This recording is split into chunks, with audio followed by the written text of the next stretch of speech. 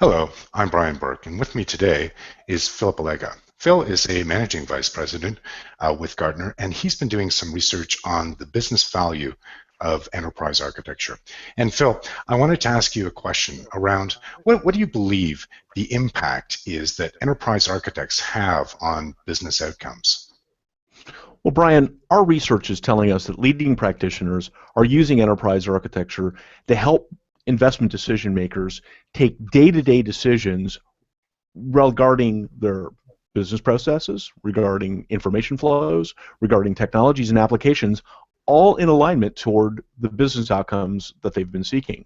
Secondly, and this is quite new and important for all practitioners today, enterprise architects are using the discipline to help their businesses diagnose and take actions against business and technology disruptions that are facing them today.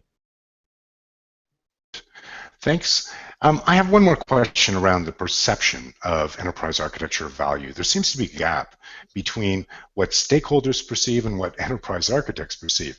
How do enterprise architects improve the perception of the value that they're delivering to the organization for their stakeholders? One of the first things that many enterprise architects have done that have actually ruined their perception of value is setting themselves up as a regulator, enforcing standards, creating patterns, and expecting that everyone will follow their advice. Rather than being a regulator, they need to be viewed as someone who's engaging in delivering business outcomes.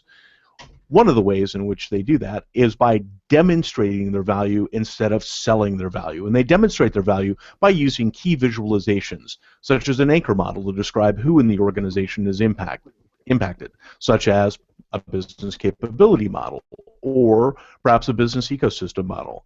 They also use techniques like portfolio management to describe what in the organization is impacted, as roadmaps to describe when when change will actually happen in the organization.